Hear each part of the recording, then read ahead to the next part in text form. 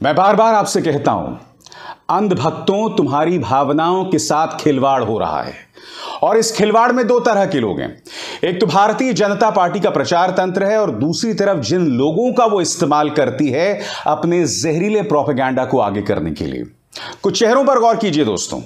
मनोज मुंतशिर, जितिन प्रसादा, ज्योतिरादित्य सिंधिया, विवेक अग्निहोत्री, शहजाद पूनावाला, कपिल मिश्रा। अभी बस कुछ ही दिनों पहले इनकी राय बिल्कुल मुख्तलिफ हुआ करती थी, मगर चंद टुकड़ों के लिए इन्होंने जो यू टर्न लिया है, आज मैं उनका एक्सपोजे करने जा रहा हूं। सबसे पहले आपके स्क्रीन्स में भक्तों का नया आइटम बॉय मनोज मुंतशिर। एक जमाने में मनोज शुक्ला हुआ करता था, फिर शर्मिंदा हुआ, इसने अपना नाम मनोज मुंतशिर जो कि एक उर्दू वर्ड है वो रख लिया। और आज की तारीख में ये दो काम करते हैं। पहला काम ये करते हैं कि गाहे बगाहे बात बात पर मुगलों को गाली देते रहते हैं, क्योंकि इन्हें लगता है कि आज से कई साल पहले जो मुगल मर खप गए उनका अभी जिक्र करके समाज के अंदर हिंदू मुस्लिम दो फाड़ में कर सकता हूं, तनाव पैदा कर सकता हूं और भारतीय जनता पार्टी के संघ के प्रोपेगेंडा को आगे बढ़ा सकता हूं।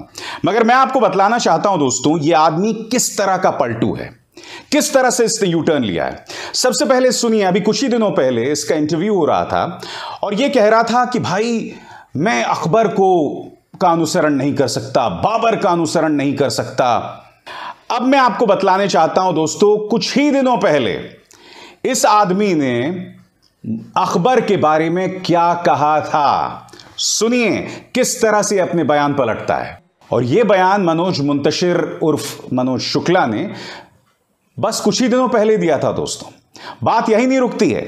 आज की तारीख में अगर आप इनसे पूछें कि इलाहाबाद का नाम प्रयागराज कर दिया गया है तो आप इसके बारे में क्या कहेंगे, मैं दावे के साथ कह सकता हूं मनोज मुंतशिर तालियां बजाएंगे और कहेंगे कि भाई इलाहाबाद जो है वो मुगलों की विरासत है, मुसलमानों की विरासत है, अच्छा हुआ इसे रौंद दिया गया है।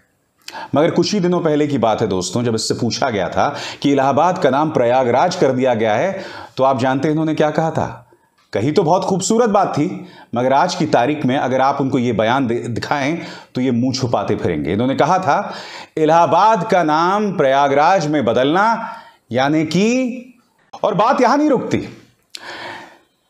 हाल ही में यानी कि सिर्फ 2 साल पहले जब दिल्ली में दंगे हुए थे, आप सोच सकते हैं ये मनोज मुंतशिर किस तरह का यू टर्न मारता है। सिर्फ 2 साल पहले जब दिल्ली में दंगे हुए थे तब इसने कितनी खूबसूरत बात कही थी। तब इसने कहा था कि जो हिंदू महाराणा प्रताप को अपना आदर्श समझते हैं उन हिंदुओं को पता होना चाहिए कि महाराणा प्रताप का जो सबसे खास जो उनके जनरल थे वो एक मुसलमान थे। सुनिए कितनी खूबसूरत बात उस वक्त मनोज मुंतशिर ने कही थी और आज किस तरह से अकबर को पानी पी पी कर गाली दे। मैं आज मनोज मुंतशिर और इनके जैसे पलटुओं की चर्चा क्यों कर रहा हूं मैं आपको बताता हूं, क्योंकि अभी हाल ही में मनोज मुंतशिर की बहस आरजेडी के एक प्रवक्ता से हो गई थी और उस बहस में वो बताने लगे कि अगर ब्राह्मण बोरा गया तो तुम्हारे साथ वो कर देगा, ये कर देगा।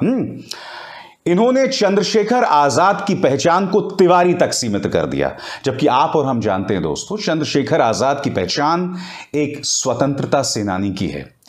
इस आदमी ने सिर्फ राजनीति के लिए उनकी पहचान को तिवारी तक सीमित कर दिया।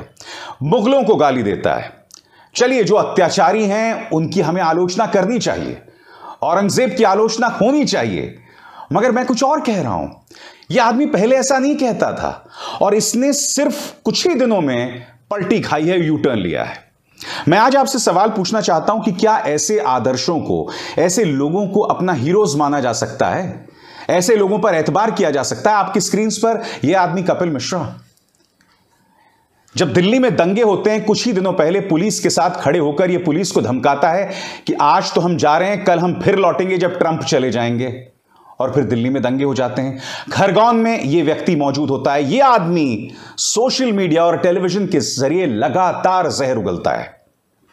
मगर एक जमाना था जब इसने आम आदमी पार्टी को छोड़ा था तो इसने कस्में खाई थी कि मैं भारतीय जनता पार्टी में शामिल नहीं हूंगा। इसने कसम खा के कही थी।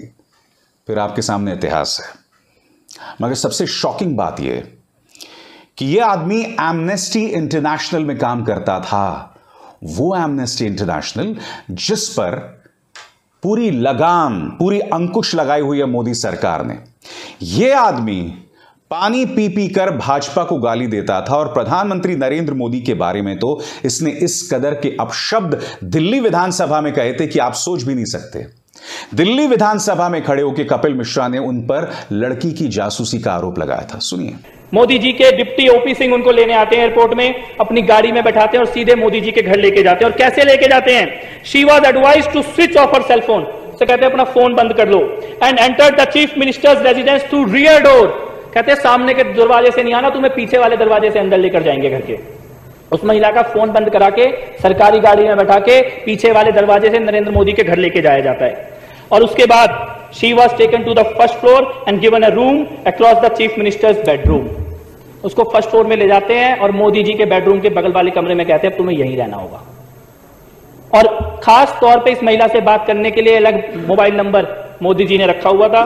इसके बाद इससे भी ज्यादा खतरनाक बात होती है, इस पेटिशनर प्रदीप शर्मा जिन्होंने सुप्रीम कोर्ट में एफिडेविट दिया, इनके पास एक लेटर आता है कि एक सीडी है इस महिला की किसी व्यक्ति के साथ सेक्स करते हुए, और वो सीडी जो है वो सरकार के पास है, इसीलिए प्रदीप शर्मा इस महिला से मिलना बंद कर दें।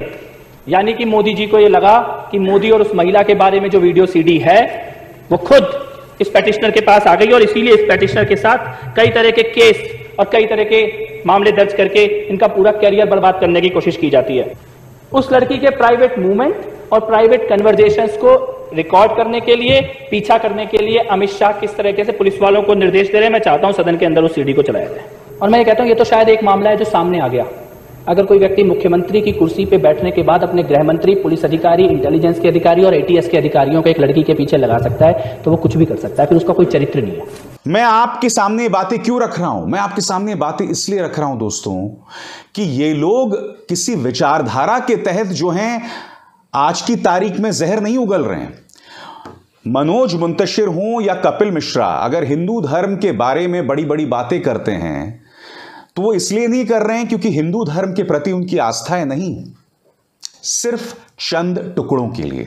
अब ये टुकड़े क्या हैं ये खुद जाने, या वो सरकारें जाने, या वो ताकतें जाने हैं जो इनके सामने फेंक रही हैं। ये टुकड़े क्या है वही जाने। आपके सामने जितिन प्रसाद योगी सरकार में है साहब, भाजपा में शामिल हो गए। कुछ ही दिनों पहले ब्राह्मणों के खिलाफ जो अत्याचार हो रहा था उत्तर प्रदेश के अंदर, उसको लेकर इन्होंने बाकायदा सभा निकाली थी, रैली निकाली थी। मैं आपसे पूछना चाहता हूं, हाल ही में प्रयागराज में तिवारी परिवार को खत्म कर दिया गया और एक के बाद एक हत्याएं हो रही हैं, ब्राह्मणों की हत्याएं हो रही हैं। मैं आपके सामने दो मिसाल देता हूं। मैं यही पूछना चाहता हूं आखिर क्यों खामोश है माननीय जितिन प्रसाद? आपके सामने पत्रकार संजय शर्मा ने खबर दी है। दिल दहला देने वाला उत्तर प्रदेश के अपराध देखकर गोरखपुर निवासी 45 साल के गामा अपनी पत्नी और बेटी के साथ अपने भाई के यहां से कार्यक्रम में जा रहे थे। तीनों की गला रेतकर हत्या कर दी गई। आजकल हत्या नहीं नरसंहार हो रहे हैं, हत्यारे पूरे परिवार को मार दे रहे हैं।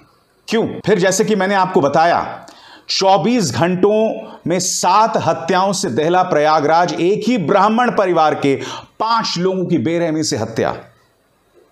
मैं जितिन प्रसाद से पूछना चाहता हूं कि अब आप खामोश क्यों हैं माननीय? बताइए। अब आपकी स्क्रीन पर विवेक अग्निहोत्री, इनकी ये तस्वीर बहुत वायरल थी 2014 से पहले। जामा मस्जिद के सामने जालीदार टोपी पहन के नमाज पढ़ रहे हैं। 2014 से पहले यह आदमी अश्लील फिल्में बनाया करता था, सॉफ्ट पॉर्न फिल्में। तब यह संस्कारी नहीं था।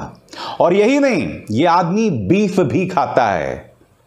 बीफ, बताइए, उसके नाम पर तो लोग कितनी बड़ी बड़ी बातें, कितनी बड़ी बड़ी हरकतें कर देते हैं माइनॉरिटीज के साथ, और वो भी जहां कोई प्रमाण ना हो।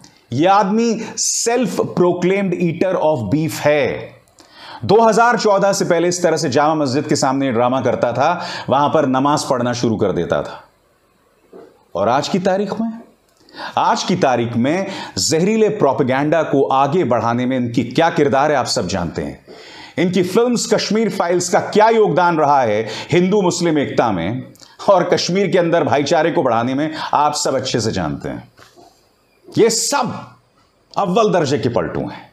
शहजाद पूनावाला आज की तारीख में भाजपा के प्रवक्ता हैं। एक जमाना था दोस्तों जब ये प्रधानमंत्री के बारे में जो अपशब्द कहते थे, मैं आपको बतला भी नहीं सकता हूं। गौरी लंकेश की जब हत्या हुई थी दोस्तों, मैं आपको बताता हूं, इन्होंने एक ट्वीट किया था कि, और जिसमें उन्होंने सीधे प्रधानमंत्री पर इसका दोष मढ़ दिया था। उमर खालिद और शहला रशीद के साथ बाकायदा प्रेस कॉन्फ्रेंसेस करता था यह आदमी। मैं आपसे क्यों कह रहा हूं, इस व्यक्ति ने ऐसा इसलिए किया क्योंकि इसे कांग्रेस ने जो है तवज्जो नहीं दी। जब इसे लगा कि भाई कांग्रेस में मेरा कोई भविष्य नहीं है, तब इसने पलटी मारी, बगावत की, बगावत का पूरा ड्रामा किया। भक्तों में इसने अपना दर्जा बढ़ा लिया कि देखो साहब मुसलमान होकर इस तरह से बातें कर रहा है, क्या क्या कमाल का आदमी है। कमाल का आदमी नहीं था, यह सिर्फ कोरी राजनीति कर रहा था अपनी निजी स्वार्थ के चलते, क्योंकि यह समझता था कि कांग्रेस कहीं की नहीं है। यह समझता था कि अब मजलूमों की आवाज उठाने का कोई फायदा नहीं है। मैं आपको बताता हूं दोस्तों, शहजाद पूनावाला क्या व्यक्ति था। इस व्यक्ति के लिए मेरे दिल में बहुत इज्जत थी। जब मुजफ्फरनगर के दंगे हुए थे ना दोस्तों, 2013-14 की वक्त है, मुझे याद है इन्होंने मुझे कॉल किया। उन्होंने कहा अविसार भाई, दंगे हुए हैं, कई लोग ठंड में ठिठुर रहे हैं, क्या आप कुछ मदद कर सकते हैं? तो आप जानते हैं मैंने कई रजाइयां भिजवाई थी। शहजाद पूनावाला इसी तरह से अलग अलग जगहों से सप्लाईज लेता था और जो दंगा प्रभावित लोग थे, खासकर जो मुसलमान, उन तक पहुंचाता था। और आज कभी भी आप इनके मुंह से मुस्लिम भाईचारे की बात नहीं सुनेंगे। ऐसा क्यों? क्योंकि शहजाद पूनावाला को समझ आ गया कि मजलूमों की आवाज उठाने का अब वक्त नहीं रहा, अब वक्त आ गया है मलाई मार के खाने का। क्योंकि देखिए, मजलूमों की आवाज उठाने के लिए आपकी रीढ़ मजबूत होनी चाहिए, आपकी आत्मा जो है उसमें ताकत होनी चाहिए। ऐसे पलटू थोड़ना मजलूमों की आवाज उठा सकते हैं, बेकसूरों की आवाज उठा सकते हैं, दम चाहिए उसके लिए। और ये तमाम जो मिसालें मैंने आपको दी हैं सब पलटू हैं और इसके अलावा कुछ नहीं। ज्योतिरादित्य सिंधिया किस तरह से ये पानी पी पी कर गाली दिया करते थे बीजेपी को, मगर जब उन्होंने देखा कि भाई उन्हें कांग्रेस में राज्यसभा को लेकर असमंजस बना हुआ है, उन्हें मुख्यमंत्री नहीं बनाया गया है, तो साहब अपने 22 विधायकों के साथ पलटी मार ली। नतीजा यह हुआ कि मध्य प्रदेश के अंदर कांग्रेस की सरकार गिर गई और आज की तारीख में ये न सिर्फ राज्यसभा के सांसद हैं बल्कि केंद्र सरकार में मंत्री भी हैं। भाई ज्योतिरादित्य सिंधिया की क्या दिक्कत है मैं आपको बताता हूं। ज्योतिरादित्य सिंधिया उन लोगों में से हैं जो लोग सत्ता के बगैर नहीं रह सकते। 2014 में चुनाव जीत गए, 2019 में गुना से भी हार गए। इन्हें 2019 में लग रहा था कि कांग्रेस सत्ता में आ जाएगी और मैं मंत्री बन जाऊंगा, ऐसा हुआ नहीं, वो लोकसभा का चुनाव भी हार गए। फिर इन्हें लगातार जो है असहजता होने लगी, बहुत ज्यादा खुजली सी होने लगी। अरे भाई, ना मैं सांसद हूं, ना मेरे हाथ में ताकत है, तो फिर जाहिर सी बात है प्लान बनाया होगा और फिर आपके सामने नतीजा है। 22 विधायकों के साथ टप्पा मारा भाजपा में, राज्यसभा के सांसद बन गए और केंद्र सरकार में मंत्री। पिस्ता आम इंसान है। ये तमाम लोग राजनीतिक स्वार्थ के चलते पलटी मारते हैं और यही इनकी हकीकत है और उसके अलावा कुछ नहीं। मैं जो आपके सामने मुद्दे उठाता हूं उसकी एक वजह है, यही वजह है इन लोगों की असलियत आप तक पहुंचाने के लिए, और कुछ नहीं दोस्तों। ऐसी ढेरों अन्य मिसालें हैं जो इसी तरह से पलटी मारते हैं, ढेरों। ये पहले क्या कहते थे और अब क्या कहते हैं, इनकी ऐसी मिसालें हैं। मैं जानता हूं वक्त के साथ आपकी सोच बदलती है, मगर सिर्फ 2 साल में। 2 साल पहले मनोज मुंतशिर हिंदू मुस्लिम भाईचारे की बात कर रहा था। यह कह रहा था कि राणा प्रताप और अकबर में कोई फर्क नहीं है। यह कह रहा था कि महाराणा प्रताप के जो खासम खास वो हाकिम थे जो एक मुसलमान थे। और अब तुम किसी मंच को नहीं छोड़ते हो मुगलों को गाली देने के लिए। चंद्रशेखर आजाद की पहचान आपने तिवारी तक सीमित कर दी। वही तो मैं समझना चाहता हूं, ऐसा क्या प्रलोभन था माननीय शुक्ला जी? दहाड़ के भाड़ के बोलने से बात जो है वो सच्ची नहीं हो जाती। तुम क्या हो, तुम्हारी हकीकत क्या है, सब जानते हैं और वो अभी अभी मैंने आपके सामने पेश की। अविसार शर्मा को दीजिए इजाजत। नमस्कार। स्वतंत्र और आजाद पत्रकारिता का समर्थन कीजिए, सच में मेरा साथी बनिए। बहुत आसान है दोस्तों, इस ज्वाइन बटन को दबाइए और आपके सामने आएंगे ये 3 विकल्प, इनमें से एक चुनिए और सच के इस सफर में मेरा साथी बनिए।